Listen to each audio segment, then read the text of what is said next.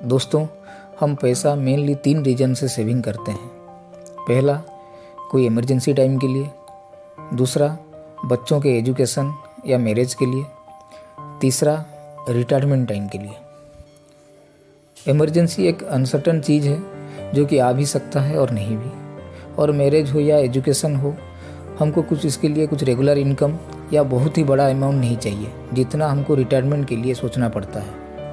Retirement actually 2 तरह के हैं। एक जो सबको पता है, गवर्नमेंट नौकरी से रिटायरमेंट जब लगभग 60 साल के बाद हो जाता है, उसमें आपको पेंशन मिलता है, नहीं तो एक बहुत बड़ा अमाउंट मिलता है जिससे आप अपने आगे का एक्सपेंस मैनेज कर सकते हैं। लेकिन सबसे इम्पोर्टेंट जो हम आज डिस्कस करेंगे, अर्ली रिटायरमेंट प्लानिंग, मतलब 40 साल या 45 साल के आसपास। अभी मैं देखता हूँ जितने मेरे कलीग्स या मेरे दूसरे फ्रेंड हैं जो कि कॉर्पोरेट में जॉब करते हैं, वो सब हमेशा ये सोचते हैं कि ये नौकरी छोड़ दें और अपने मर्जी से कुछ करें जिसमें उनका इंटरेस्ट भी हो और उनके ऊपर उतना ज़्यादा प्रेशर ना रहे। लेकिन कोई भी नौकरी नहीं छोड़ पाता और अपना पूरा लाइफ टाइम इसी अंडर प्रेशर और इंटरेस्ट ना होने के बाद भी यही काम करते करते निकल जाता है, क्योंकि उनको अपना लोन्स का EMI, अपना लिविंग एक्सपेंस, बच्चों का स्टडी, मैरिज, ये सब भी देखना पड़ता है। दोस्तों, इसका एक ही सोल्यूशन है, अर्ली रिटायरमेंट प्लानिंग। सोचिए, आपका अभी सैलरी 40,000 है, जिससे आप 10,000 EMI देते हैं, 10,000 अपना फैमिली का एक्सपेंस है, 10,000 बच्चों का एक्सपेंस है और 10,000 आप सेविंग करते हैं, जो कि करना भी चाहिए। उस वक्त आप अपने घर का एक फ्लोर रेंट में दे देते हैं, जिससे आपको 20,000 का रेंट आ जाता है। अभी सोचिए, आप नौकरी छोड़ सकते हैं कि नहीं? दोस्तों, पहले और दूसरे सिचुएशन में बहुत डिफरेंस है। यही है अर्ली रिटायरमेंट। इसका मतलब ये नहीं अब आप सब काम छोड़ के बस घर बैठिए और लाइफ को एंजॉय करें। इसका मतलब ये है कि अब हम अपने हिसाब से काम करें और इंडिपेंडेंटली कुछ भी कर सकते हैं।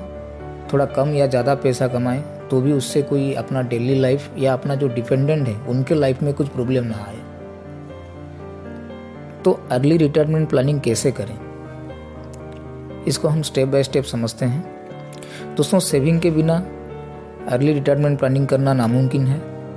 और सेविंग के ऊपर मैं मेरा एक पहले वीडियो बनाया हूँ जिसका लिंक मैं डिस्क्रिप्शन में डाल दूंगा, आप ज़रूर उसको चेक कीजिए। दोस्तों, जनरली सेविंग आपका इनकम से एक्सपेंस निकालने के बाद जो बचता है वो सेविंग होता है। और अगर आपका सेविंग बढ़ाना है तो आपका इनकम बढ़ाना पड़ेगा या एक्सपेंस घटाना पड़ेगा। दोस्तों, इनकम बढ़ाना तो थोड़ा डिफ़िकल्ट है, बट एक्सपेंस आप ज़रूर कम कर सकते हैं। एक्सपेंस कम करने के लिए आप एक काम कर सकते हैं, जैसे बाहर रेस्टोरेंट में खाना कम कर लीजिए, हॉलीडे में जाना थोड़ा कम कर लीजिए, और सबसे इम्पोर्टेंट, लग्जरी आइटम से दूर रहिए और कोशिश कीजिए मिनिमम 25% आपका इनकम सेव करने के लिए। नेक्स्ट स्टेप है कंपाउंडिंग के पावर को समझना। अगर आप कंपाउंडिंग को पावर का ना समझे सेविंग करें तो उसका ज़्यादा फ़ायदा हम नहीं उठा सकते हैं। तो इसको हम वही एग्जाम्पल से समझते हैं कि आपका सैलरी 40,000 है और आपको अभी 25 साल हुआ है। आप हर महीने 10,000 सेव करते हैं और अब जब आप 45 का हो जाते हैं, सोचिए आपके पास कितना पैसा होगा। 20 लाख, 40 लाख, 50 लाख?